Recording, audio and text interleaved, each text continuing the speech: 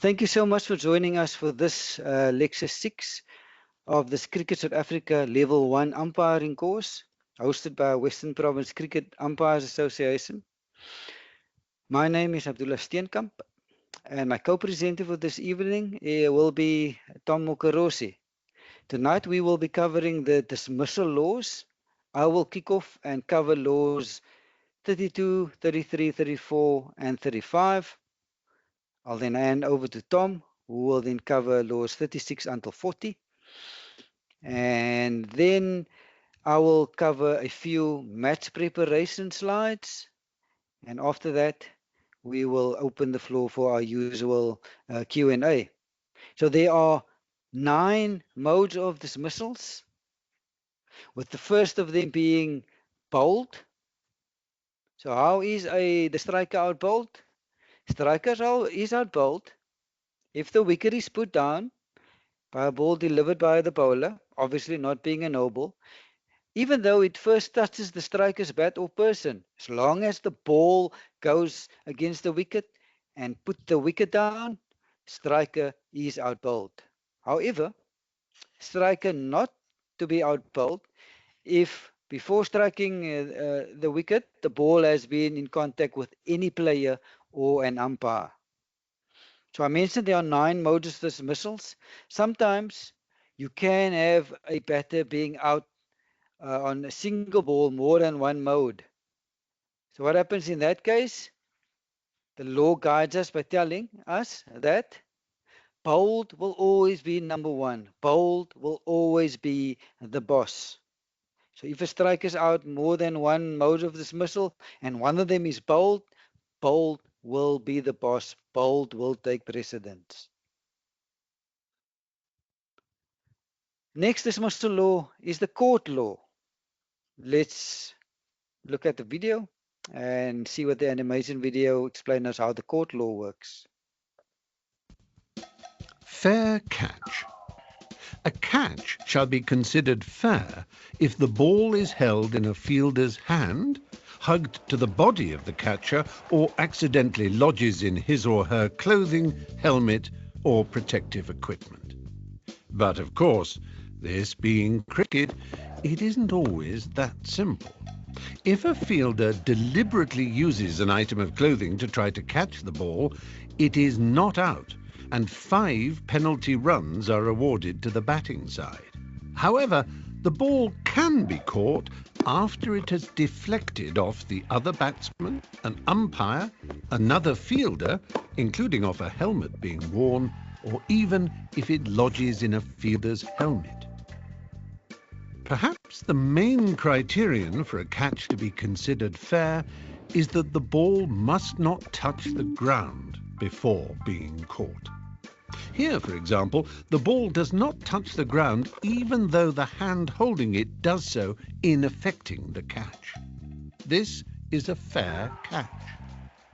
And then there is the question of catches near the boundary. This is such an interesting subject that we've given it a film all of its own. To catch up on everything to do with catching, simply refer to Law 33 in the Blue Book. So how many runs scored if the striker is out caught? So in an example where, let's say the bowler bowls a short ball, striker pulls at the ball, ball goes high up in the air, batters complete 1 run, they complete the second run, and once they've completed the second run, now the ball gets fairly taken by, let's say, the mid-off fielder before touching the ground. So they've completed 2 runs before the catch was taken. So how many runs to be scored? Law guides us by telling us no runs to be scored. If a striker is dismissed caught, even if they ran 4 while that ball was still in the air, no runs to be scored. But if there are any runs for penalties, those runs shall be awarded to either side. I mentioned earlier that who's boss? I said bowled is number 1. Who's number 2? Caught is number 2. So if a striker is dismissed more than one mode of dismissal of a single ball and one of them is not bowled, caught is number 2, caught to take precedence. Let's look at a video. And this catch happened in the Ashes series last year between Australia and England in England. So let's look at the video. Let's listen to the commentators.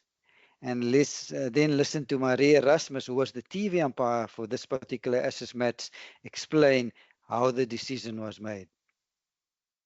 Let's first let's look at the catch and listen to the commentators. I want your opinion on that catch now, Ricky. You've had ages to digest it as you've meandered across the outfield. What do you reckon? And the last 10 minutes in the commentary box, we've been talking about it. I'm worried about the inconsistencies of all of this. I mean, I can sit back and argue that Steve Smith wasn't in control of his movements either in the first innings. His was deemed to have his fingers underneath the ball. Mitchell Starc took the catch, 3 or 4 feet from the ground. So at some stage his fingers were underneath the ball. I'm sure we'll get more. We'll talk about it forever. We'll get more clarification, I'm sure, overnight by the time we've spoken to the umpires. But, I mean, if you look at that, I know they're talking about the movement not being completed, but that's been held longer than any slips catch, any keeper's catch that's ever been taken in the history of the game. But they catch it and throw it up straight away, and sometimes you are still moving when you've done that. So I could argue that he's controlled that ball as long, if not longer, than most catches that are actually taken in the game. I suppose, and I'd say to Straussy, I haven't been able to ask Maria Erasmus specifically about this, but if he's arguing that he's not in control of his movements, it's because he's using the ball to steady himself a wee bit. Yeah, I think that's what he'll come back to. But the inconsistency was Steve Smith doing the same? I mean, that's what I don't. And I think what you'll see with a lot of these is you'll see different umpires interpret that in a different way, I reckon. Right. We'll have a look at the Steve Smith catch then, because you can go through what you mean about having his fingers on the ball and then his movements after. Yeah, well, I spoke to you this night. That he clearly catches that a long way above the ground. And what he said then, if you look at the way his fingers were underneath the ball, on the bottom side of the ball. The ball then, from what angles that I saw, the ball actually touched the ground, although his fingers were underneath it. As he came back up, the ball came out of his hand. So is he actually in control of the ball? I think Mitchell Starc was in control of the ball longer than what Steve Smith was with his. The question I have, I mean, it's sloppy from Mitchell Starc, isn't it? I think the catch was good, but you don't let the ball just go along the ground like that. He could have easily sort of rolled his body over and made sure the ball did not touch the ground. So it was a 100%. Sloppy bit of fielding in the end. Yeah, cannot argue with that at all. So let's listen to Maria Erasmus. That was the TV umpire that adjudicated on this catch. Exactly what you saw in the third umpire's chair, and just interpret the law for us as you with your thinking process around the catch. Yeah, the law is specific in it says that the fielder has to have control of his body and movement. In that particular case, he was still moving and he got the ball on the ground. Now, if you take that example and say he was sliding towards the boundary, if he slid into the boundary, we would have deemed it either 4 or 6, depending on if the ball touched the ground before. So there's no difference, interpretation for the catch. So the key thing is that he only then has control of his body when the movement has stopped, and by that stage the ball has clearly touched the ground. Yes. It was actually quite simple because he actually put the ball on the ground quite early, and then eventually when he came to stop, it was too late. I want your... The third type of mode of dismissal is hit the ball twice. So when is the batter or the striker out, hit the ball twice? Let's look at an animation video. Hit the ball twice. Hit the ball twice and you're out. Unless, of course, you're defending your wicket or it was accidental, in which case you're still in. The striker is out, hit the ball twice if, while the ball is in play, it strikes any part of his person or is struck by his bat and, before the ball has been touched by a fielder, he willfully strikes it again with his bat or person. The key word here is willfully. But if this had happened instead, the batsman would remain in. In other words, inadvertent double strikes don't count. The batsman is allowed to hit the ball a second time in order to guard his wicket. He can use his bat or almost any part of his body. He cannot, however, use a hand that's not holding the bat. The only time you can't use your bat to hit the ball twice to defend your wicket is when it would prevent a catch. The batsman can also hit the ball a second time in order to return it to a fielder, as long as a fielder has given him permission to do so. If you'd like to swat up on this a bit more, simply turn to Law 34 in the Blue Book, where you'll find all the nitty-gritty detail you need. So the only time that you are legally allowed to hit the ball a second time or a third time or a fourth time is to protect your wicket. That's the only time that you're allowed to hit the ball a second time or sometimes even a third time. So if you now lawfully hit the ball a second time, let's say you play forward, the ball now starts rolling towards your wicket, the law allows you to hit the ball away with your bat, and this is now seen as lawfully hitting the ball more than once. So are runs now permitted from you hitting the ball lawfully a second time? So now you want to protect your wicket, you hit the ball away. Let's say you hit the ball towards the fine leg boundary, and now the batter starts to run. Will those runs be permitted? The law say no, those runs will not be permitted. So as soon as either the ball reaches the boundary or at the completion of the first run, bowlers and umpire then needs to come in and call and signal dead ball. So no runs permitted from a ball legally being hit more than once.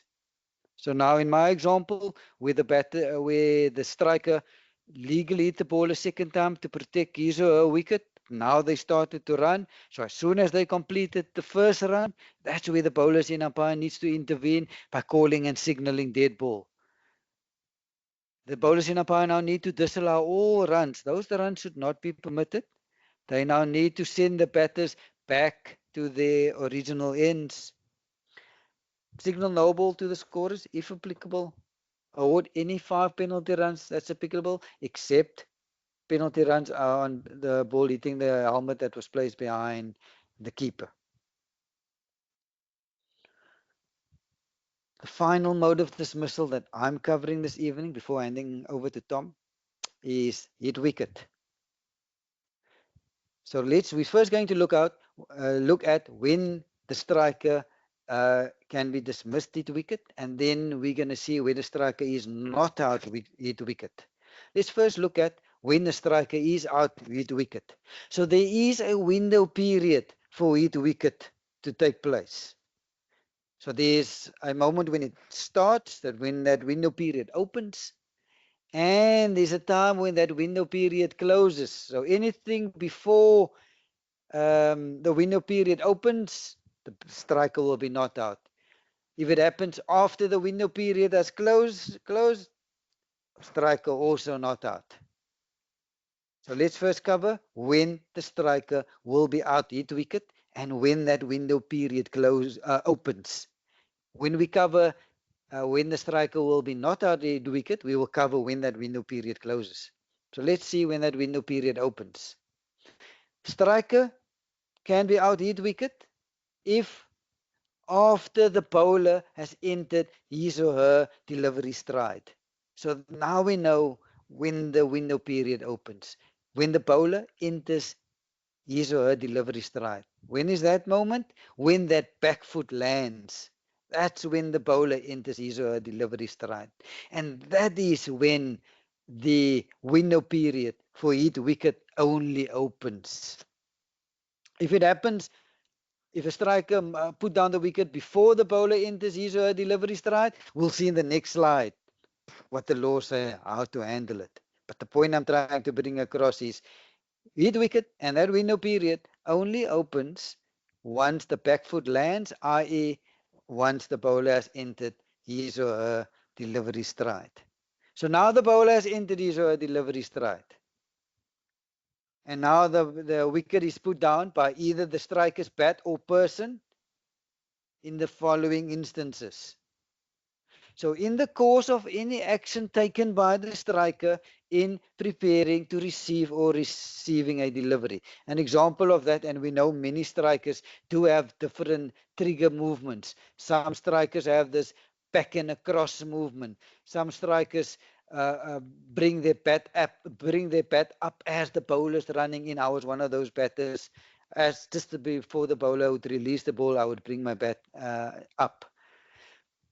So any action taken by the striker, whether it's back on a cross or whether it's bringing up the bat as the bowler is now going to deliver the ball, if by that action, after the bowler has entered his or her delivery stride, the striker puts the wicket down, the striker's out, hit wicket.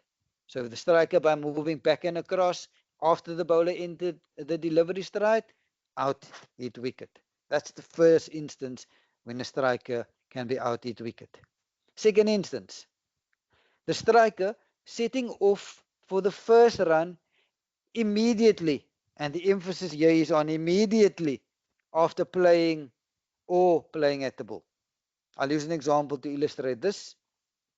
If you can visualize this, bowler delivering the ball, the striker then hits the ball into the covers.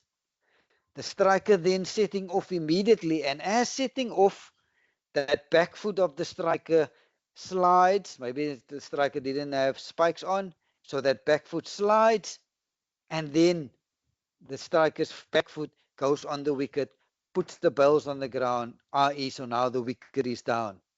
In this example, striker is out, hit wicket. But this first run, or setting off for this first run, it needs to be immediate.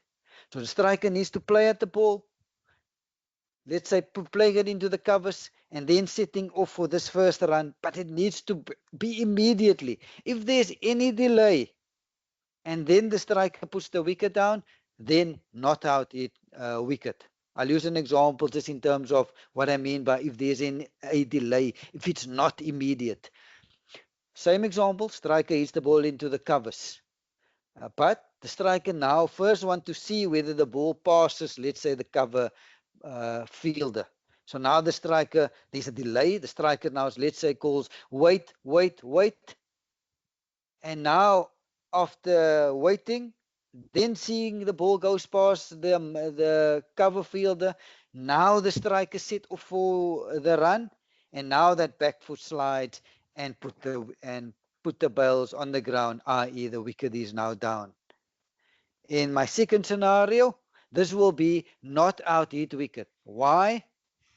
This is because the striker, in setting off for the first run, didn't put the wicket down immediately. There was a pause. The pause was wait to see whether the fielder was going to field the ball. Then the striker set off. So the important word here is the striker needs to set off for that first run, and it needs to be immediate. Third method, how a striker can be out, hit wicket. It's almost exactly the same as point number 2. Just the difference here is the striker didn't attempt to play at the ball. Let's say, if you can visualize this, striker shoulders arms, and after shouldering arms, ball went past the striker through the keeper's legs. Now the non-striker calls the striker through for a run. So now, if in offering no shot, and remember, it didn't touch anything, didn't touch the bat or the person of the striker. So we covered it last week. The batters are now allowed to run a bye. So in setting off for this first run, and if it is immediately, and the striker then, that back foot slides, go onto the stumps, bails on the ground, i.e. wicket down, striker then to be given out, hit wicket. But again, it also needs to be, or the setting off of the striker needs to be immediate. If it's not immediate, if there's any delay, and then the striker puts the wicket down, not out. Also, striker out, hit wicket in lawfully making a second or a further stroke for the purpose of guarding his wicket. An example, striker plays forward. The ball then starts spinning back and now goes towards the wicket.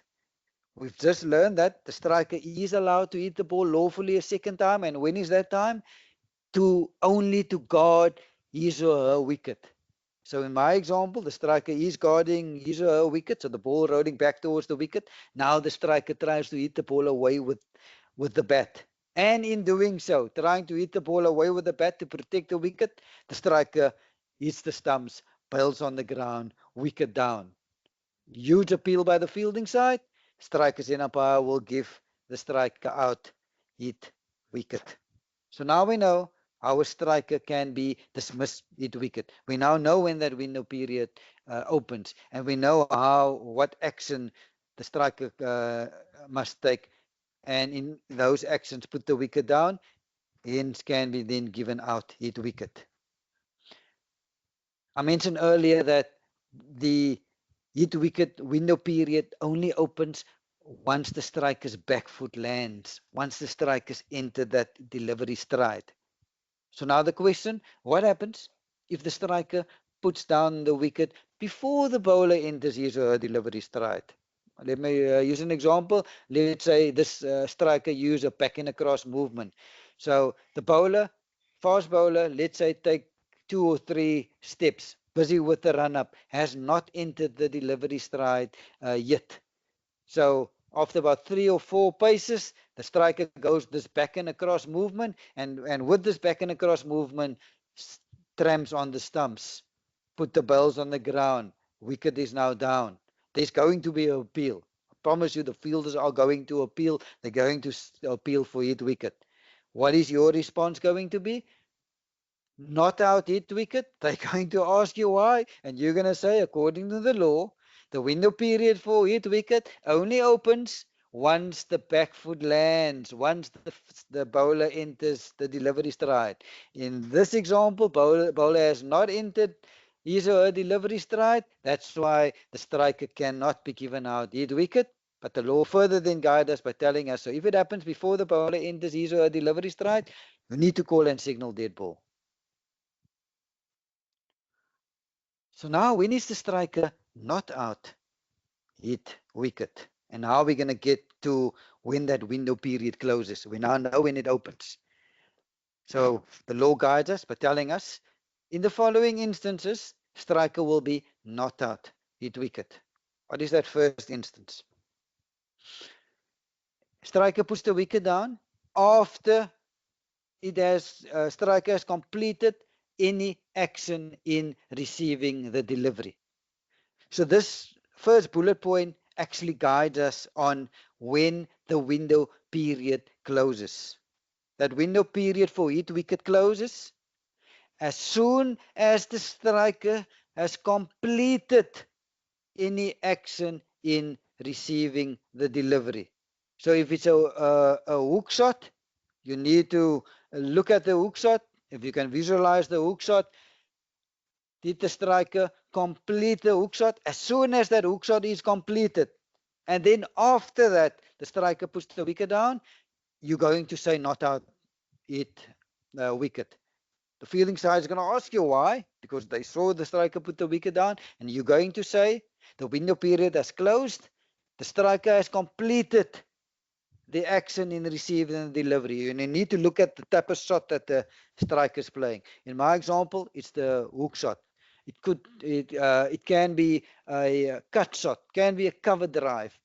All you need to ask yourself is, did the striker complete any action in receiving the delivery? You need to look at the shot, ask yourself, is that shot completed? If the shot is completed, from that moment, as soon as the shot is completed, window period closes. And if the striker puts out down the wicket after that, not out, hit wicket. Window period is now closed. Also not out, hit wicket, if it occurs when the striker is in the act of running, other than, and we've covered it in the previous slide, setting off immediately for the first run. So an example of this is, let's say the striker hits the ball into the covers and it goes to the cover boundary. The two batters complete the first run. They then come back for the second. As they are halfway down the pitch, the cover fielder picks up the ball and now throws the ball back to the wicket-keeper's end. The striker then sees, oh, this is going to be tight. I need to dive to make my ground. The striker then in diving, wanting to complete the second run. So in diving, as the striker dives, the striker's bat goes against the wicket. I promise you the fielding side is going to appeal. I've seen it so many times on the cricket field. And I'm not sorry to say, back in my playing days, before I did my level 1 course, I've actually appealed for these as well. And we had play umpires in the league that I've played. The umpires gave the striker out on the second run. I've also been given out on the third run, hit wicket. But the law is clear. If it happens, if the striker puts the wicket down in the act of running, other than the first run, so if it happens in the second, if it happens in the third, in the fourth, in the fifth, and the striker puts the wicket down, not out. It needs to happen in that first run, and it needs to happen immediately in setting off for the first run. Another instance where the striker will be not out hit wicket. It occurs when the striker is trying to avoid being run out or stumped. In this instance, striker trying to avoid being run out or stumped, also not out hit wicket. Also not out hit wicket if it occurs when the striker is trying to avoid a throw at any time. Striker also not out hit wicket if the striker puts the wicket down after the bowler's entered his or her delivery stride, and then for whatever reason, the bowler decides not to deliver the ball. And in that instance, you need to call and signal dead ball. Striker will not be out hit wicket. Even if the striker put the wicket down after the bowler's entered his or her delivery stride, but for whatever reason the bowler decides not to release the ball, not out, call and signal dead ball. And lastly, striker not out hit wicket if the delivery is a no ball. So now we've covered when the striker will be out hit wicket, when the striker will be not out hit wicket. We've covered the window period, when it opens, i.e. when that back foot lands, that's when that window period opens.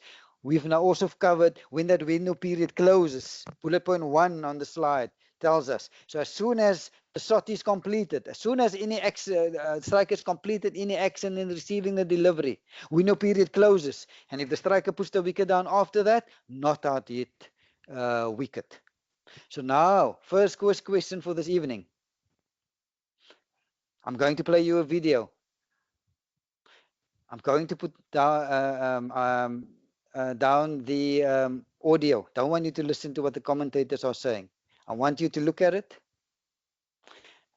And I want you to put in the chat box out hit wicket or not out hit wicket, and put your reason why you say out hit wicket or why you say not out hit wicket. So let's look at the video. I am going to put this sound off because I don't want you to be influenced by what the commentator is saying. I want you as the TV umpire to make your decision.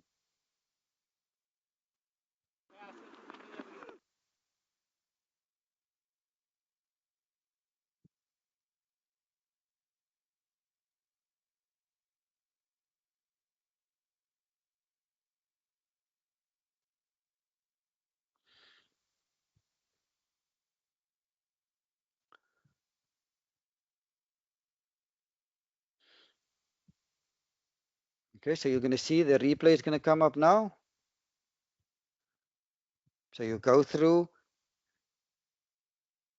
Did the window period open?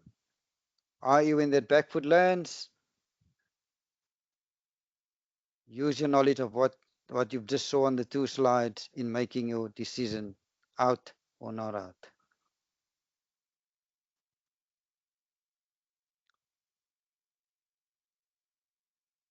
Just give it a few more seconds. You'll see the replay now.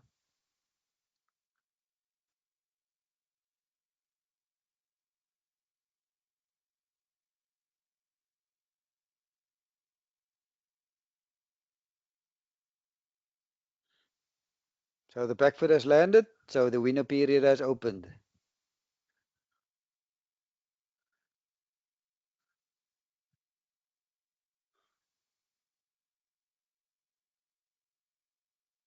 I'll let you have another look, and then make your decision, put in the chat box, out or not out, and why.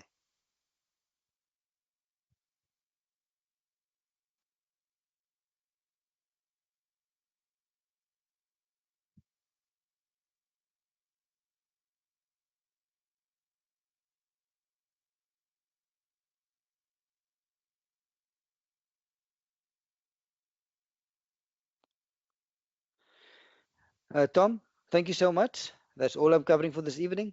I'm now handing over to you. Over to you, Tom. Thank you very much, Abdullah. I see only one candidate has put his decision into the chat box. Please, all of you, get involved.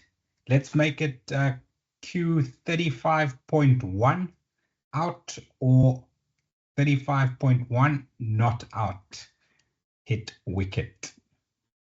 Right, I'll be taking you through laws 36 through to laws 40. And we start with the ever controversial law 36, leg before wicket. Once again, we have got a animation video to take us through the law. Let's watch that first. And then we will go through some visuals to also teach us how to apply the law. Leg before wicket. LBW.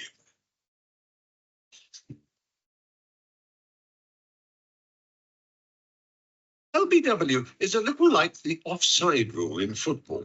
Many people claim to know it, but how many people really do? Our handy checklist means that whether you find yourself umpiring an international test match or the kids on the beach, your reputation for fairness will remain intact. There are 5 basic criteria to consider. The batsman is out, leg before wicket, if 1, the bowler bowls a ball that isn't a no ball, unlike this poor fellow. 2, the ball, if it is not intercepted on the full, pitches in line between wicket and wicket or on the offside of the batsman's wicket. It cannot be out if the ball pitches outside the line of the leg stump. 3, the ball hits the batsman either full pitch or after pitching and before he hits it with his bat. 4, this is where it gets a bit more complicated. If the batsman was making a genuine attempt to play the ball, the point of impact must be between wicket and wicket for LBW to be an option.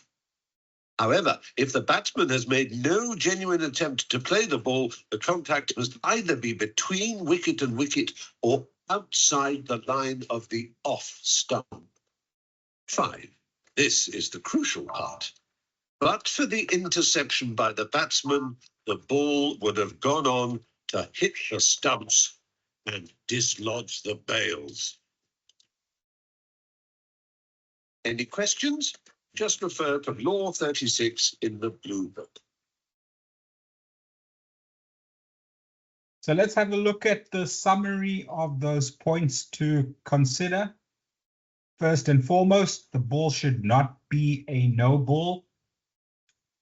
As club umpires, we don't have the luxury of auto no ball, so we need to check the back foot landing, make sure that that is inside of the return crease, and the front foot landing to make sure that some part of the foot, whether grounded or raised, is behind the popping crease. And then we need to check where the ball pitches. Has it pitched in line? Has it pitched outside the off stump? Or has it pitched outside the leg stump? And the animation video has just taught us that if the ball pitches outside the leg stump or impact on the full is outside leg stump, then the striker should not be given out leg before wicket. Of course, the ball must make contact with the person of the striker before the bat, if any bat is involved. If the ball hits the bat first before the person of the striker, then the striker should be given not out. And the point of impact needs to be in line with the stumps, unless the striker has made no attempt to play at the ball, in which case the impact can also be outside the off stump. And lastly, the last point we need to consider, if it were not for the impact of the ball with the person of the striker, the ball would have gone on to hit the stumps. All these points need to go through your head in 2 to 3 seconds. It's a good idea to replay the delivery, not just visuals, but also sound in your head before giving an LBW decision out or not out. And quite often, because sound travels slower than light, you might hear that inside edge a little bit later than it actually happened. So give yourself some time. You do not need to count to 3 seconds, but in replaying the delivery in your head, you will then take 2 to 3 seconds to make the decision. And very importantly is your body language when giving the decision of LBW, whether it's out or not out. You need to be strong in your body language. You need to portray confidence, and you need to keep your finger up for a good amount of time to make sure that the striker sees you. Sometimes they look down and avoid eye contact with the umpire when there is a LBW appeal. Keep your finger up, look the striker in the eye when you give him or her out. Similarly, if you give a leg before wicket decision not out, good umpiring practice is to look the bowler in the eye and tell him or her not out. And make sure you are standing still in your position behind the stumps when you give the decision.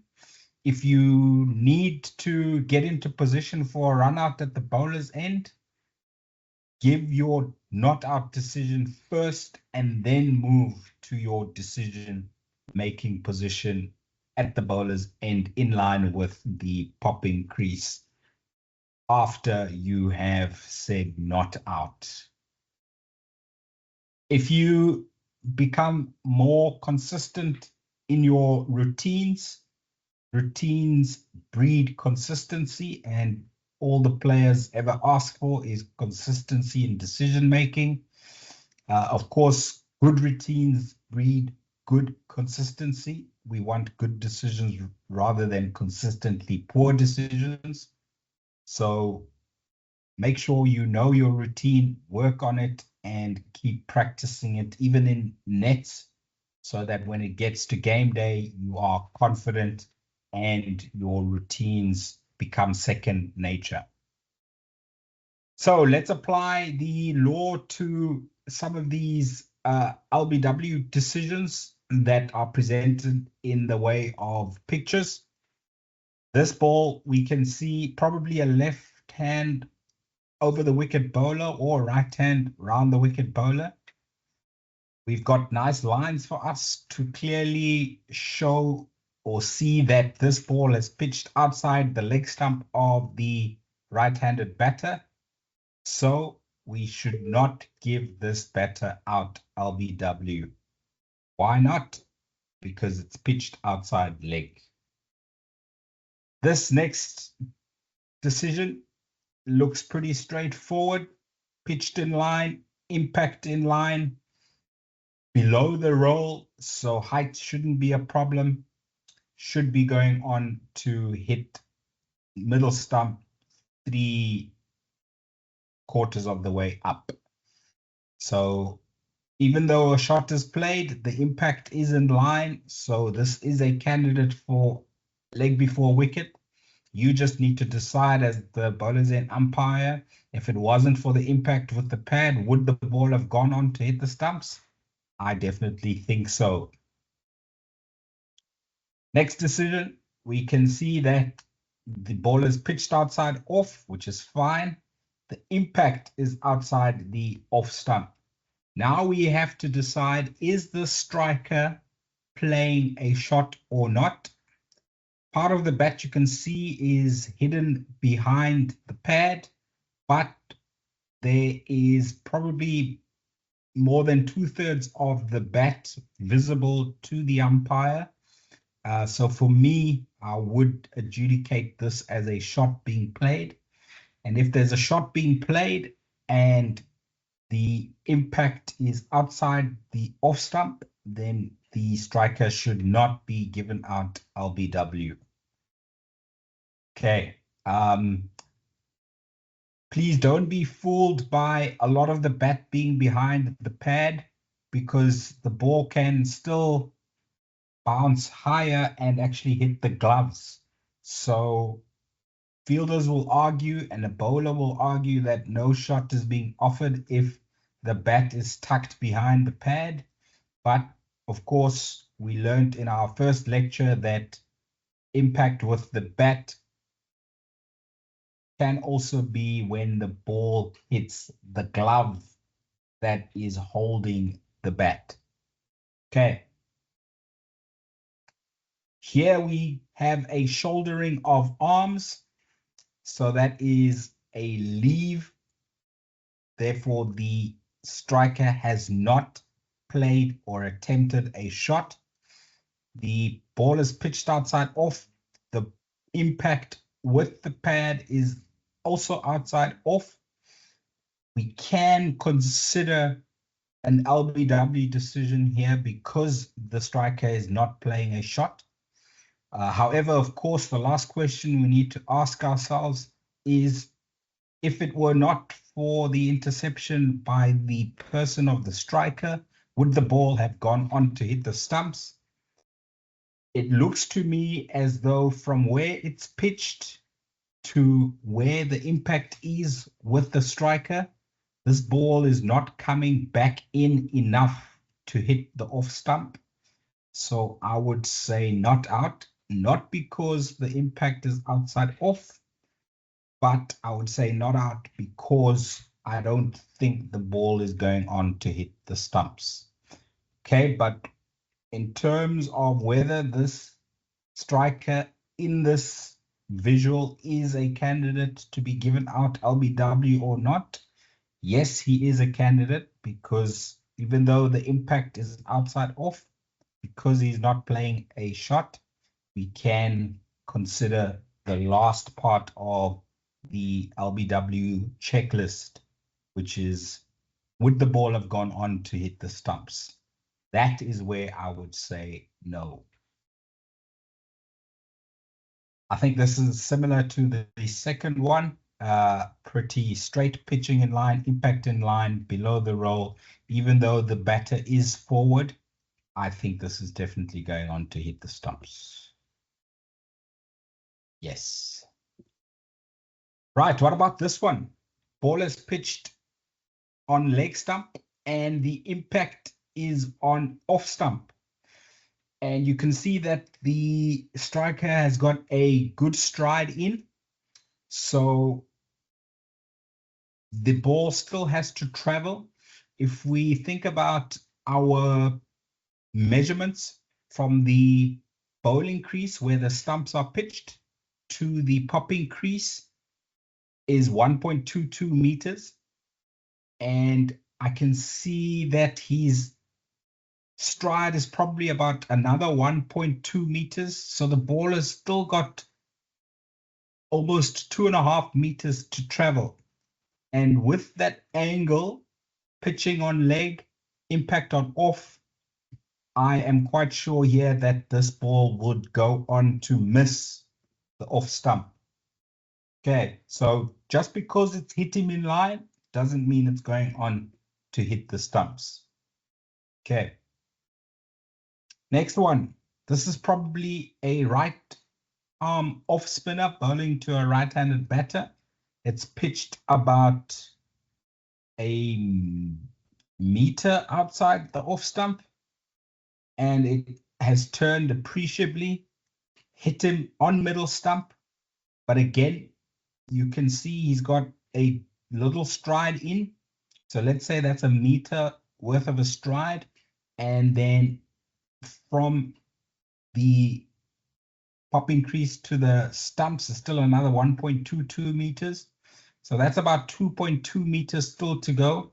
And in the direction that the ball is turning, that ball is definitely going to be missing leg stump. Okay, so again, just because the ball hits the striker in front of middle stump does not mean that it will go on to hit middle stump. Okay. Next one, what about the height? Pitching outside off stump, impact in line with off stump, but we can see here that it is hitting the top of the flap of the striker's pad. And if we go back to some other, we can see that in terms of the height of the stumps, I think the flap of his pad is pretty much the top of the stumps. So if the ball is hit the top of the flap, about 2.5 meters still to go to the stumps, the ball can only still be rising. We are assuming that it is a fast bowler. This would definitely be going over the stumps. Who is in the best position to judge the height of a delivery? The strikers and umpire can best judge the height of the delivery. So if you've discussed with your partner in the morning, if he or she is going to help you on the height of LBW decisions, then maybe your partner, if they can see that a ball is going over the stumps for LBW appeal, they can signal this from square leg. And of course, you as the bowlers and umpire, it is your decision. You cannot turn your head to look at the strikers and umpire. You can, however, merely glance with your eyes. And if you see your partner doing that, then you know that he or she thinks the ball is going over. But again, as I mentioned, it is your decision to make. He or she at striker's end is merely giving you his or her opinion. The way that the ball loops off the pad is also a sign as to where on the pad it's hit. If the ball hits the striker on the knee roll, it normally shoots. But if it hits the flap, it normally loops. Okay, so you don't always see exactly where the ball has hit the pad because everything happens quite quickly, especially the faster bowlers. So use some of the clues in terms of how fast the ball leaves the pad and also in what direction the ball goes after hitting the pad. That will give you a good idea as to which part of the pad the ball has hit if you didn't see exactly which part of the ball the pad hit. But for this one, definitely for me, going over, not out height. That is law 36. Moving on to law 37, obstructing the field. Once again, we've got an animation video to take us through the law. Obstructing the field. A batsman is out obstructing the field if he or she willfully attempts to obstruct or distract the fielding side by word or action. Like this, for example. Thank you, Tommy. In particular, it is considered to be obstruction if, while the ball is in play and after the striker has played the ball, either batsman willfully strikes the ball with a hand not holding the bat or any other part of his or her person, or with the bat. The exception to this is when the batsman is attempting to defend his or her wicket. The batsman may do this with the bat or any part of his or her person, except with a hand not holding the bat. If the batsman uses such a hand, he or she will be out obstructing the field. The handle the ball law no longer exists, with such incidents now covered by obstructing the field instead. The obstruction has to be willful. Accidental obstruction or obstruction caused by trying to avoid injury does not count, and the decision on that is down to the umpire.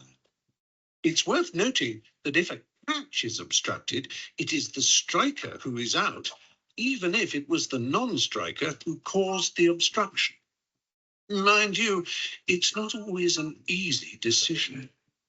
Here, the batsman deliberately crosses out of the legal running area in order to attempt to obstruct the throw. There is no other reason why the batsman should be running across the pitch. What looked an accident was, in fact, an illegal incident. To avoid any possible confusion, read Law 37 in black and white in the blue book.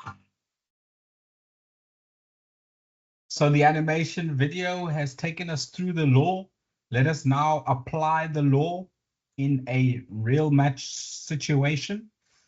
And that will be the second quiz question for the night.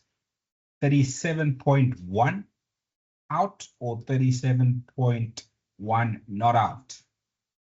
Jason Roy is the non-striker and he is the batter under question. Watch the video. I will stop it just before the decision is made by the TV umpire, and we will go through the answers after Abdullah has presented his match preparation presentation.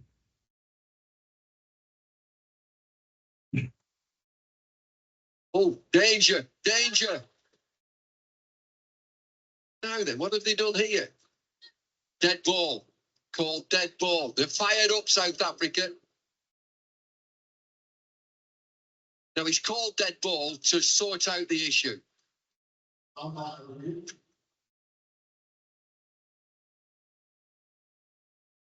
Well, he's gone across to the other side of the pitch, and that'll be something umpires will take into consideration. He's on one side, gets over the other side. He's not looking at the ball strikes him. Would he have got in? He was looking at the ball initially, though, wasn't he? He wants the single. Livingston calls him back. At this point, Roy gets across to the other side, and he is watching the ball. Whether you can say he's got himself deliberately between the ball and the stumps, I'm not sure. Come on, umpire Lloyd. Right. I will pause it there for you to decide. Is Jason Roy out obstructing the field or is he not out? Please type into the chat box now, 37.1 out or 37.1 not out. We will go through the answers to the quiz questions at the end of today's presentation. Are any runs scored when a batter is out obstructing the field? Law tells us that when either batter is dismissed obstructing the field, unless the obstruction or distraction prevents the striker from being out-caught, any runs completed by the batters before the offence shall be scored, together with any one-run penalty for no ball or wide, or any other award of 5 penalty runs to either side. So that is if there is no obstruction of a catch, then runs can be scored, which were completed before the obstruction occurred. If, however, the obstruction or distraction prevents the striker from being out-caught, then any runs completed by the batters shall not be scored.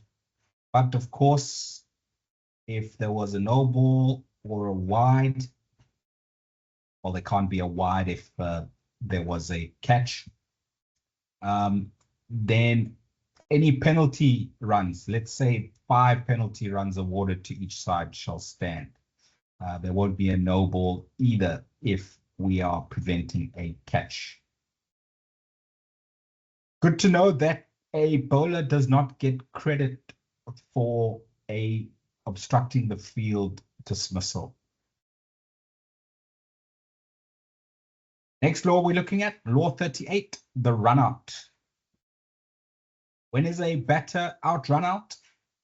Law tells us that either batter is out run out if at any time while the ball is in play, he or she is out of his or her ground and his or her wicket is fairly put down by the action of a fielder, even though a no ball has been called and whether or not a run is being attempted. That is when a batter is out run out. When is a batter not out run out? Batter is not out run out if he or she has been within his or her ground and has subsequently left it to avoid injury when the wicket was put down. If the ball has not subsequently been touched by a fielder after the bowler has entered the delivery stride before the wicket is put down, then the batter cannot be out run out. I'll give you a personal experience to illustrate this point. I think it was second 4-day match in my career back in 2018 was the Warriors against the Dolphins at what was formerly known as Port Elizabeth back then, now known as Gqeberha. Robbie Freiling of the Dolphins was bowling to Mohamed Fali of the Warriors back then when he was still playing for the Warriors. Mo Fali hit a straight drive back down the pitch quite hard to his non-striker, Lisiba Mwepe. And the non-striker, as every good non-striker should do, was out of his ground, backing up to maybe attempt a run. And to try and let the ball go past, he moved his bat. But instead of the ball missing his bat, the ball actually hit the bat and deflected onto the stumps at the non-striker's end. And the non-striker was out of his crease when the ball hit the stumps. Of course, there was a huge appeal. And because I didn't know my law well enough at the time, I had a look. And because there was intervention from another player, obviously, if the ball is hit straight back to the stumps and there's no intervention by any player, then that's going to be not out. In my mind, because the ball hit the non-striker and then went on to hit the stumps, there was intervention by another player. And because the non-striker was out of his ground, I gave it out. And I was standing with a very experienced umpire, Johan Kluter, who at the time was on Cricket South Africa's international panel. He called me over and asked me, did the bowler touch the ball before the ball hit the stumps? And I said, no, it wasn't the bowler. The bowler was on this side of the wicket and the ball went on the other side of the wicket towards the non-striker. So he said, well, it cannot be given out run out because there needs to be intervention by a member of the fielding side to put the wicket down. And only then can we give the batter out run out. So I had to cancel my out decision and everybody accepted the explanation, and it was a lesson that I learned and will never forget. And I hope that you will learn and you won't make the same mistake that I made. The striker is also not run out if he or she is stumped. And if there has been a no ball called and the striker is out of his or her ground, not attempting a run, and the wicket is fairly put down by the wicket keeper without the intervention of another fielder, then the batter is saved from being run out, simply because a no ball was bowled and the wicket was put down by the wicket keeper only without the intervention of another fielder.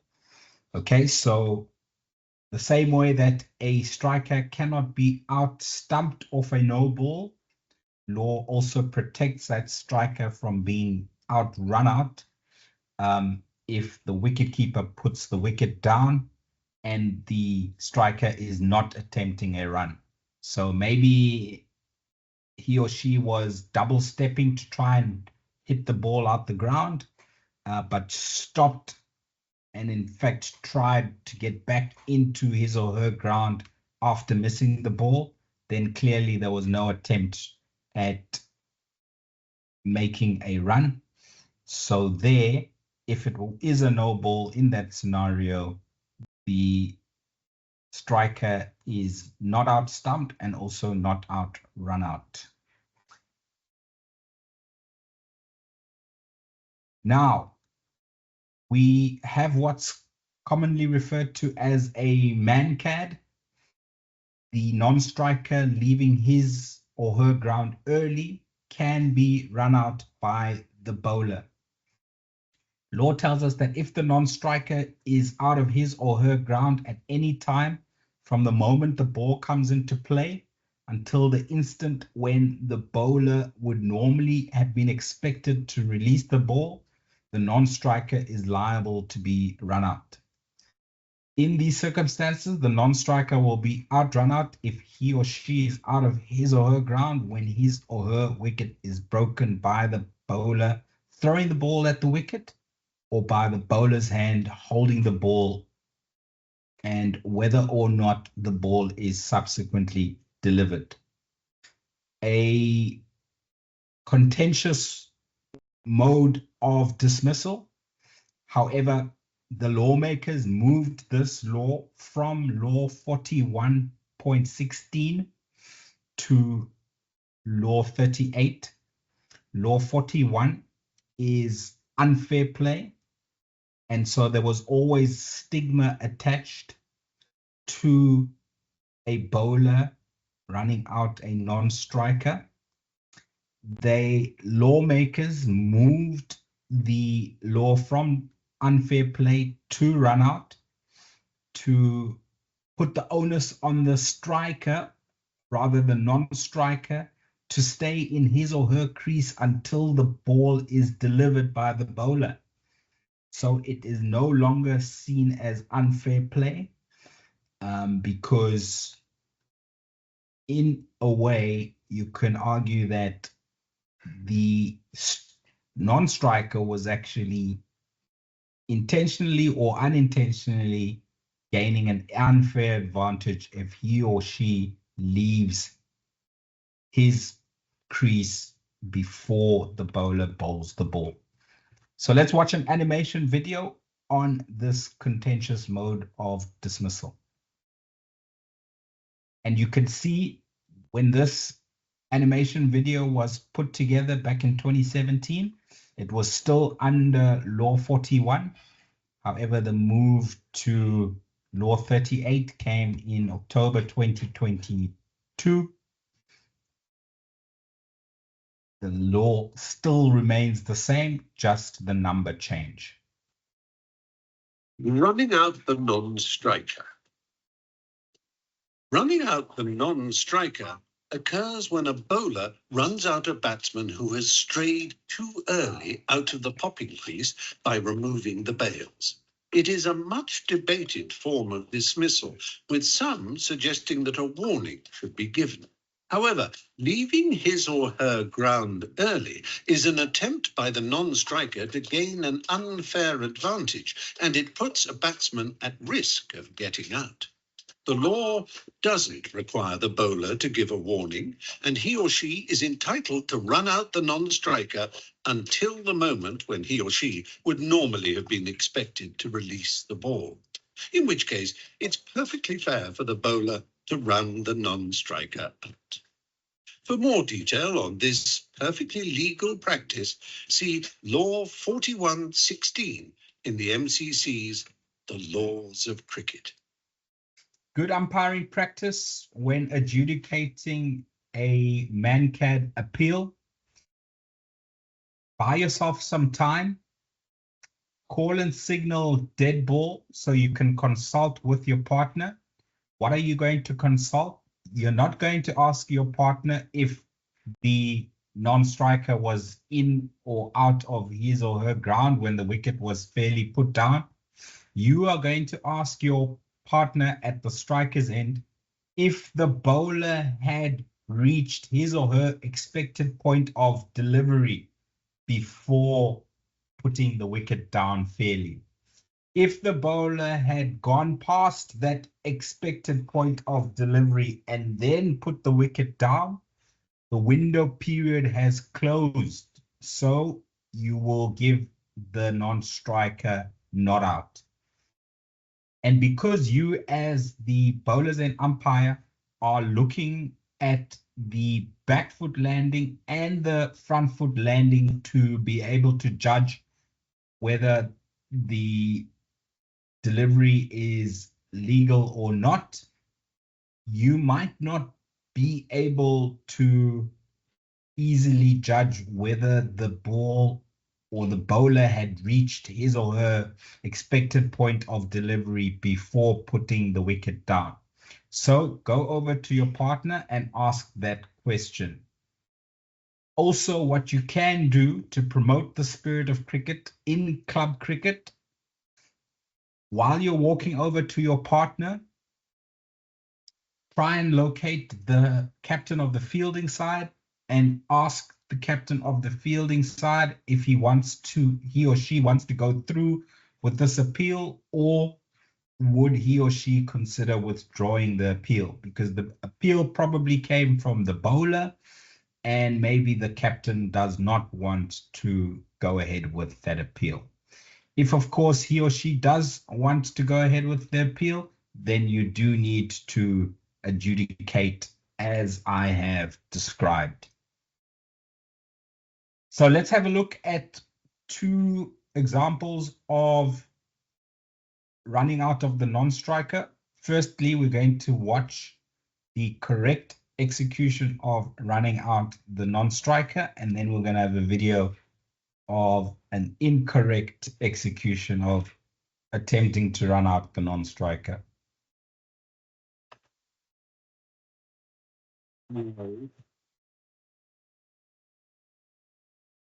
That's for sure. You know, it's in the laws of the game.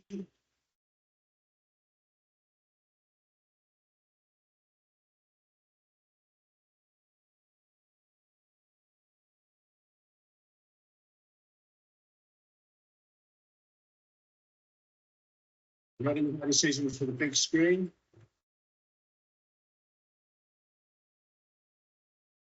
So we can see here that Dipti Sharma does not go past her expected point of delivery. And when we talk about the expected point of delivery, we don't talk about the feet. We talk about the bowling arm, okay? You can see that her leading arm, the left arm, is up, but the bowling arm, the right arm, never got up to deliver the ball. And although she went past the popping crease, she was in her delivery stride before she went past the popping crease. So the window to run out the non-striker was still open, and she obviously put the wicket down with the non-striker far out of her crease. So the correct decision was given by the television umpire, out, run out. Let's have a look at Adam Zampa in a Big Bash League match a few years ago. Not quite knowing the law, but attempting a man-can. Third umpire director, put a review for run out. We want to check whether the bowler's arm's gone past the vertical. That's satisfied the rule for run out at the bowler's end. Yeah, this is critical because that's actually correct. Yeah. So once the back foot is where most people roll it through, roll it through, roll it through, roll it through, roll it through further. Now his arm's gone past the vertical, therefore not out. Repeat. Assume to the big screen it will be not out. Tell you what, that's Sean Craig in the hot seat. And that's a very interesting decision. The right call from the umpire. Okay, well described there by the television umpire. Adam Zampa went past the vertical or the expected point of release before he put the wicket down. Therefore, TV umpire correctly adjudicated, not out. Of course, in club cricket, we don't have the luxury of referring it to the TV umpire. That's why you go and consult with your strikers and umpire to determine whether or not the bowler had got to the expected point of release before putting down the wicket. The penultimate law that I will be covering tonight is Stumped. Let's have a look at another animation video to describe the law to us. All batsmen fear being stumped, and all wicketkeepers dream of stumping batsmen. So let's be clear about the law. The only player who can stump a batsman is this fellow, the wicketkeeper. A stumping can take place provided that the ball is not a no ball.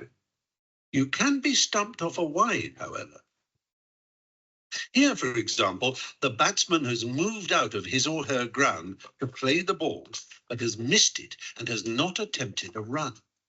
The wicket is fairly put down by the wicketkeeper without the intervention of another fielder.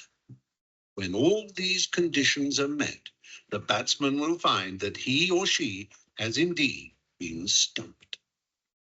It's also okay for the ball to rebound onto the stumps of any part of the wicketkeeper, including his or her protective equipment or helmet. If it is a no ball, the batsman will not be out-stumped and is also protected from being run out as long as he or she is not attempting a run. Don't be stumped about stumping. Get a copy of the Blue Book and study Law 39. Last law that we'll be looking at in this course, you will remember, and those of you who have opened the PDF that I sent of the entire law book, there are 42 laws in the law book. However, Cricket South Africa's level 1 umpiring exam does not examine laws 41 and 42. We will go through those in detail in level 2 and level 3. So for the purposes of this course, law 40 is the last law that we are covering. Law 40 is timed out. Let's see what the law has to say about timed out. After the fall of a wicket or the retirement of a batter, the incoming batter must, unless time has been called, be ready to receive the ball or for the other batter to receive the next ball within 3 minutes of the dismissal or retirement of the previous batter. If this requirement is not met, the incoming batter will be on appeal be given timed out.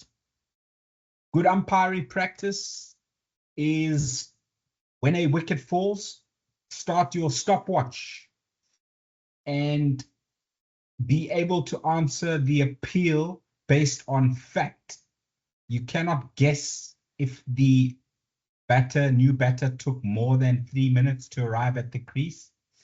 You need to be factual in the answering of the appeal. Now, 3 minutes sounds like a long time, and it is. So the playing conditions of different tournaments require the batter to be ready in less time.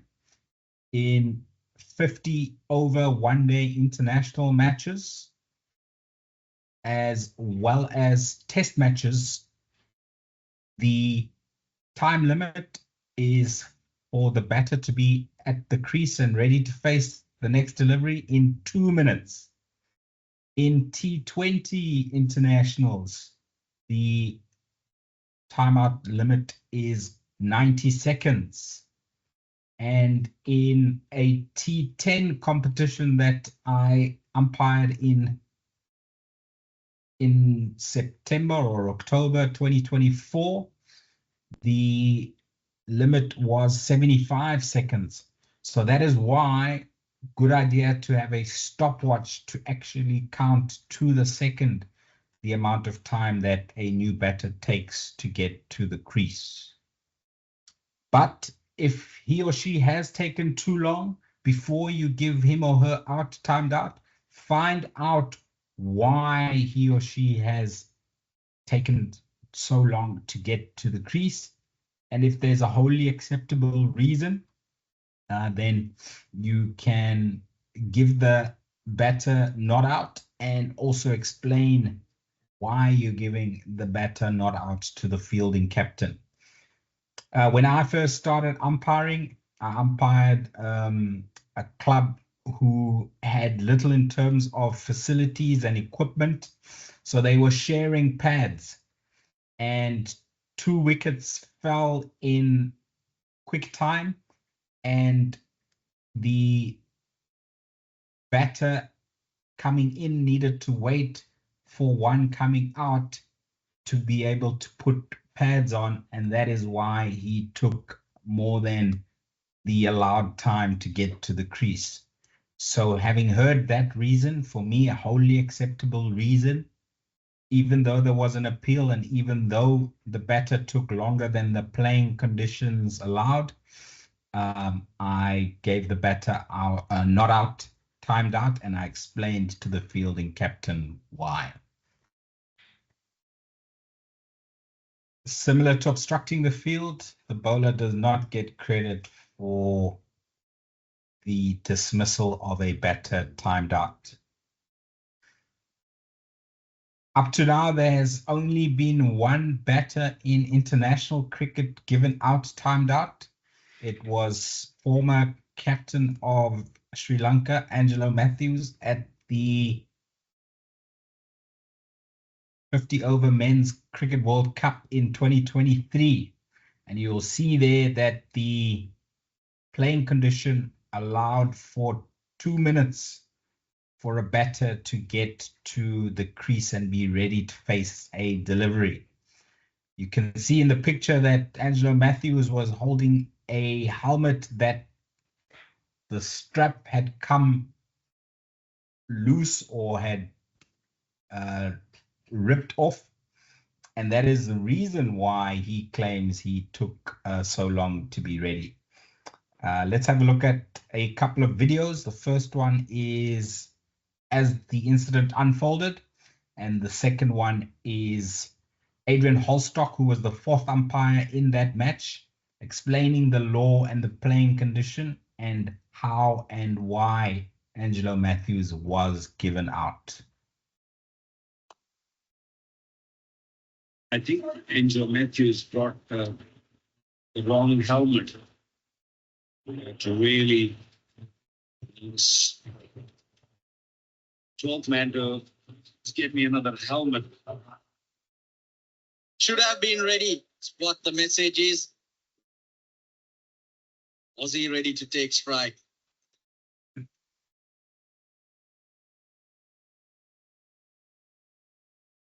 They have appealed Bangladesh.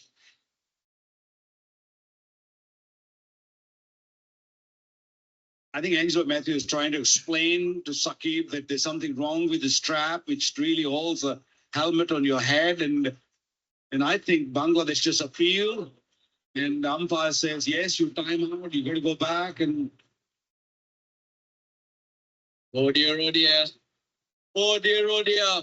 Angelo Matthews given out without facing a ball. Timed out. You have to be ready to face the first ball within 2 minutes.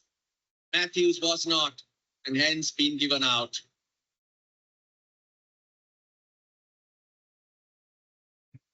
That's a first timed out that I've come across in the recent past. 135 for 5.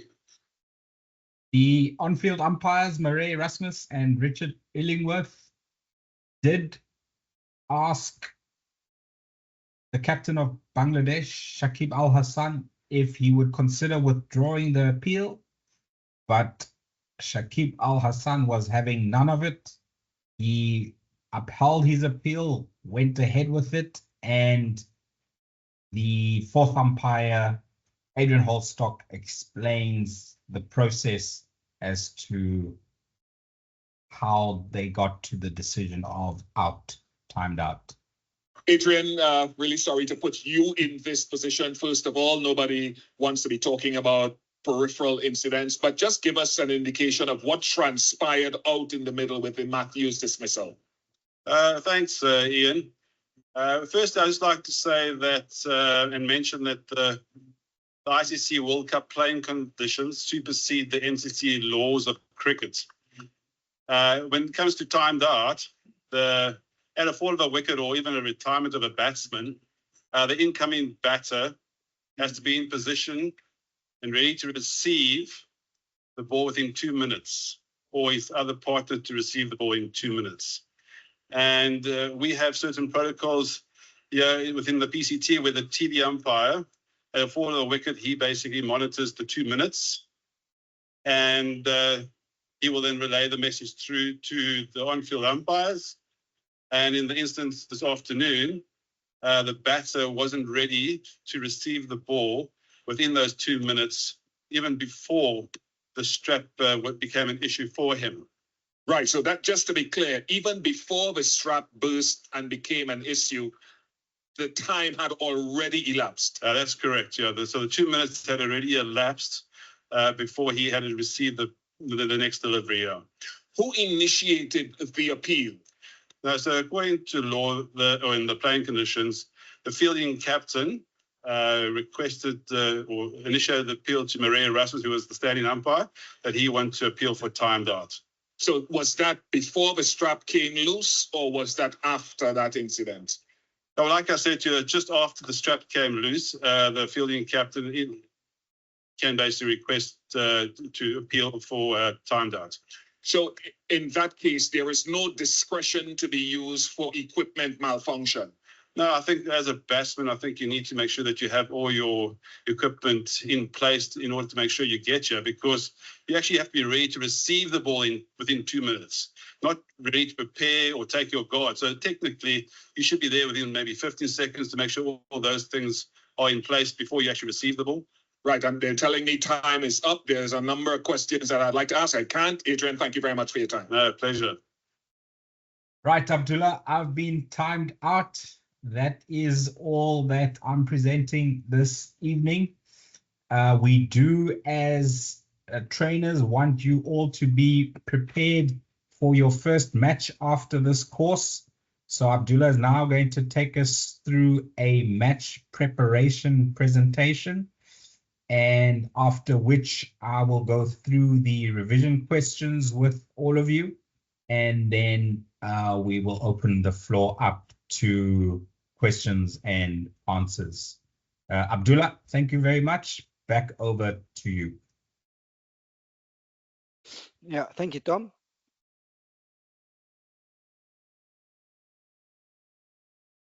So I will be covering the following few slides. Firstly, dress code.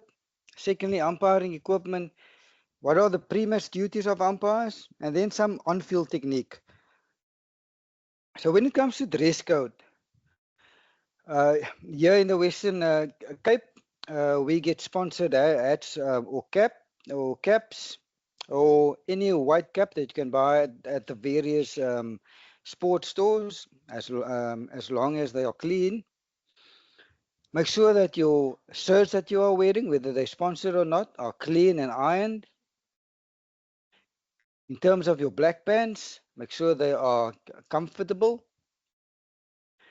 Importantly, your shoes needs to be comfortable. That's why I prefer standing in running shoes. I do know there are some umpires that actually stand in patting spikes, those half spikes, the spikes in front and nothing at the back. Those are half spikes. I do know some umpires stand in those, but I prefer my feet needs to be comfortable. We stand from 10 till 6, 6 in the evenings. So I prefer comfortable shoe, which is for me a running shoe, and it needs to be predominantly white. Modest watch. I take on a watch that's digital, and that also has a stopwatch on it. So when a wicket falls, I actually do use my stopwatch just in case there is an appeal. You never know, so that I can at least answer the appeal whether the batter is in time or not in time. And then sunglasses also important. Standing in the sun from 10 till 6, especially the glare from the field and the pitch, your eyes do take strain. So it's important that you do wear a good pair of sunglasses. In terms of on-field equipment, there are some must-haves. Clickers. There are various type of clickers. But a clicker is a must-have. Bowling cards are important. You need to keep track of the bowlers and the overs to make sure that bowlers do not exceed their maximum overs per game. Like in a 50-over game, max overs is 10 per bowler, and in a T20 game, a max 4 overs per bowler. Then pen, take a bowler's marker. Bowlers often ask you for a marker.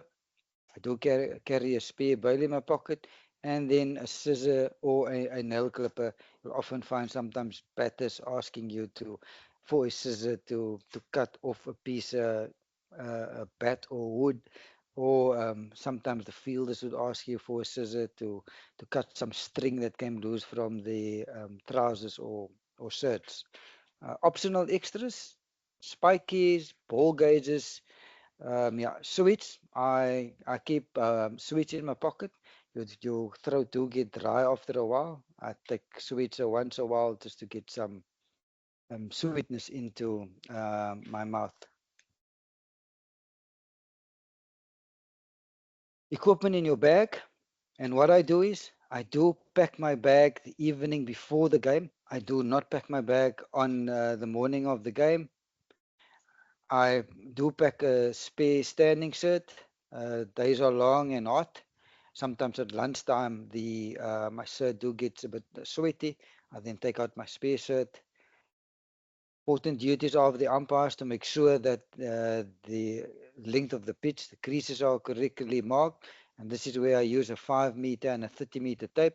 So I'll use the 30-meter to do the measurement of the pitch, as well as in T20 and 50-over cricket, the circle needs to be a certain length. So I use the 30-meter tape to make sure that the circle is 27.43 meters, and I use my 5-meter tape to measure the creases. I keep a law book and playing conditions in my bag, team sheets, captains and violation reports, spare balls, sunscreen, definitely a must. I always put on sunscreen, and I keep toilet paper. Sometimes toilet paper do get up. I keep it in my bag in case I need it. Optional extras, eye drops, spray, a lip balm. If you have special dietary requirements, yeah, bring your own lunch then. Clubs do provide lunch for the umpires here in the Western Cape, but if you have special dietary requirements, do then bring your own lunch. So pre-match duties, what I do before every game, I do revise my playing conditions. I make sure I get a good night's rest. I make sure I know where the field is. I use Google Maps on the evening before the game. I do not go look for the field on match day. I pack my own bag and make sure that everything is in there. You can create yourself a checklist just to make sure that you do have all your stuff packed in the bag. You can complete, if you do know who the captains are, you can complete the captain's report and team sheets that if your game is on the Saturday, the Friday evening. Pre-match duties, so at the field, playing conditions in the Western Cape wants us to, the umpires to be at the field 60 minutes before play starts. I know law wants us to be there 45 minutes, but playing conditions in the Western Cape 60 minutes. We know there's lots of duties that the umpires needs to do.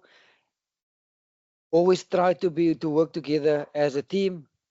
Wait for your colleague before you go and inspect the field and the pitch. Do not do field inspection on your own unless your colleague contacted you informing you that UC will be a bit late. Then no issue, but otherwise wait for your colleague. Collect the completed team sheets before the toss. Make sure you confirm both teams have the correct match balls to be used. Boundary and boundary allowances, if there are any overhanging trees or rugby poles inside the field of play, make sure that those get discussed before the game starts. Synchronize your watches with your colleague and with the scorers. I mentioned earlier about making sure that the wickets are properly pitched, creases are correctly marked, pitches at its correct length. If there are side screens at the ground, make sure that the side screens are in line. Check if there are any covers. If they do have a roller, space, stumps, sawdust. If there is a groundsman, try to get hold of the groundsman and make sure if they do have roller, space, stumps, sawdust, etc. available. It's important that both umpires to speak at the toss. It's not good for only one umpire to have a few words at the toss. Before you get to the toss, discuss between the two of you what points you are going to cover. Let's say if there are 6 points, you can then divide it between the two of you, saying I'll cover these 3 and you can do the other 3 points. Please, no conversation about what you think how the pitch may play or who do you think should bat or bowl first. Yeah, we are the umpires, the teams together with the captains, coaches and players. They need to decide what they're going to do, whether it's bat or bowl. On the field, make your decisions without fear and favor. Before the game starts, communicate with your partner. Before taking the field, agree on any non-verbal signals. Make sure you get your ball counting correct.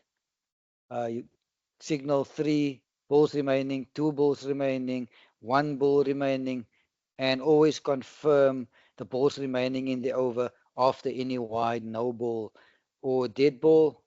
Communicate with your partner in terms of where the batter is standing, inside, outside, on the popping crease.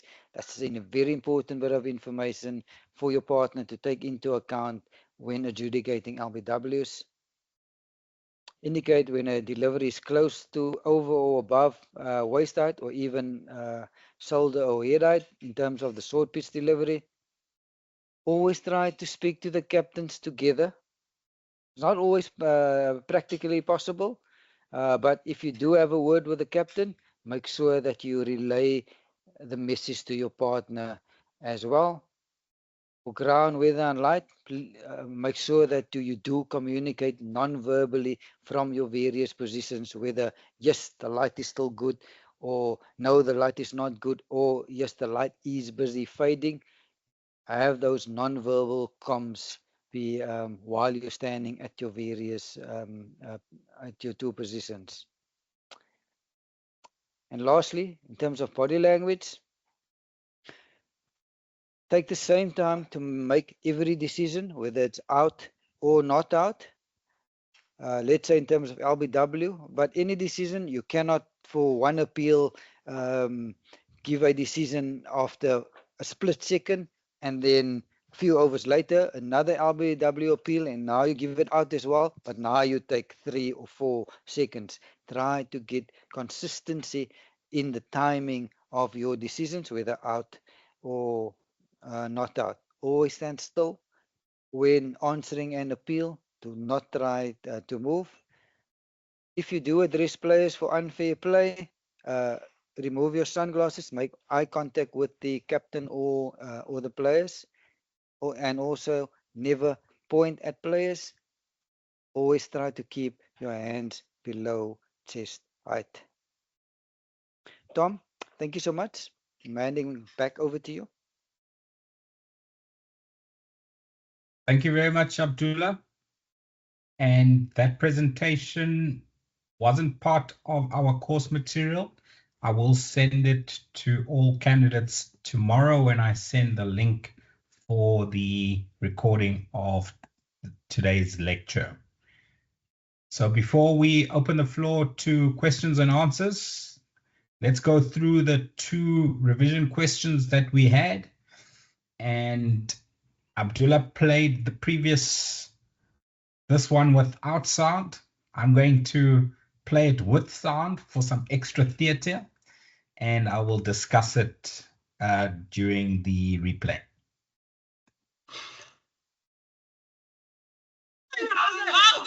Ball.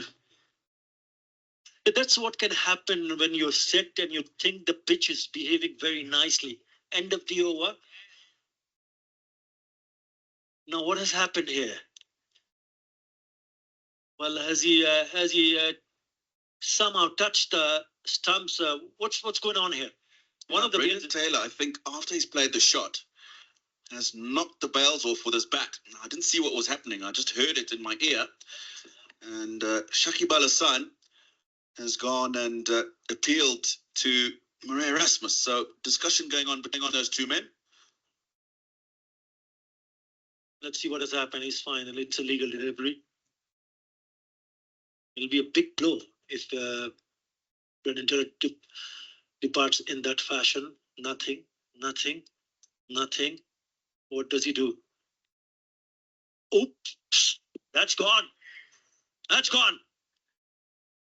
So the commentator has got his opinion there, very strong opinion for that matter. But your opinion is which counts the most. And I'm happy to see that all of you put into the chat box that Brendan Taylor should have been given not out hit wicket. Why? It was perfectly explained by Abdullah. The window period for hit wicket closes immediately after the shot has been played and the attempt for a run has not been made. So in this particular scenario, let's have a look at the shot that Brendan Taylor attempts to play. It is a little ramp shot, and I'll put the volume off as I speak through it. The ramp shot pretty much ends, for me, I'll tell you when. I would say there, the ramp shot has ended for Brendan Taylor. This, what he does afterwards, is a little bit of disappointment, and then he's almost practicing it again with his right hand, and his left hand just goes and swings a little bit uncontrollably to put his wicket down. The window period definitely has closed, and so the correct decision for this particular scenario is not out hit wicket. Well done to all of you who put that answer into the chat box. And I'm equally proud of all of you for this particular answer as well. Jason Roy, brilliantly described by the commentators. So I'm going to play it all the way through for the decision making as well.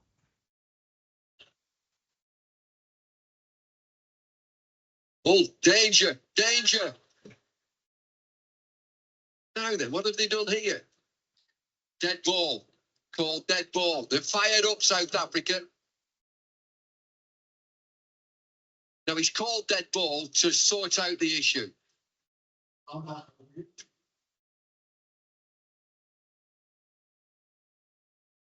Well, he's gone across to the other side of the pitch, and that'll be something umpires will take into consideration. He's on one side, gets over the other side. He's not looking at the ball strikes him. Would he have got in? He was looking at the ball initially, though, wasn't he? He wants the single. Livingston calls him back. At this point, Roy gets across to the other side, and he is watching the ball. Whether you can say he's got himself deliberately between the ball and the stumps, I'm not sure. Come on, umpire Lloyd. And it's Jason Roy. Well, it's Jason Roy who's disappointed, and the crowd as well. A ring of boos goes around the ground, but I'm sure the third umpire has given him out because Roy has crossed paths. He's got over to the other side of the pitch, got himself between ball and stumps, and in the third umpire's opinion, he's done that deliberately. So Roy's innings, a very good innings, comes to an end. 67 from 45, 133 for 3. In the TV umpire's opinion, Jason Roy got himself deliberately in between the throw and the stumps because it was considered willful act that was correctly given out, run out, out obstructing the field by the TV umpire. A normal way to get back into your crease would have been to run straight back, but Jason Roy had a look to see where the throw was coming from, went across the pitch, which in itself is an illegal action we will learn about in level 2 and level 3. But because he looked as to where the throw was coming from and went across the pitch to get in the way of the throw, it was definitely a willful obstruction. So well done again to all of you who gave the correct answer of out obstructing the field. Now I'm going to go into the chat box to see if there have been any questions or comments outside of the answers you gave for the quiz questions. I do not see any questions or comments except for Nagendra having to log off early. Thanks for joining us, Nagendra. And again, a reminder that I will be posting the recording of this lecture on our YouTube channel by tomorrow morning, 10 a.m. South African time. And then next week, Monday, will be our 7th and last lecture of the course. Abdullah will take us through about an hour of revision, after which I will go through a click-by-click demonstration of how to register for the exam, log on to your exam account, Umpires Universe account, and how to start the exam. And we will go through an introduction to umpiring exam, which is similar in terms of process, how to attempt the exam. Obviously, the level 1 umpiring course exam questions will be different, but it will be a good way for you to all see how to actually attempt the exam. I will also just go through the payment deadlines for the exam and the payment procedures for those of you who are yet to pay. Quite a few of you have already paid for the exam. Thank you very much. We will go through all of that admin and the logistics of the exam in our final lecture next week, Monday, the 10th of March. So I would like to take this opportunity to thank all of you for your attendance and interaction this evening. Well done again on answering the quiz questions correctly. We will reconvene all again on Monday, same time, same place, same Microsoft Teams meeting link. Until then, have a great week further. Thank you and goodbye.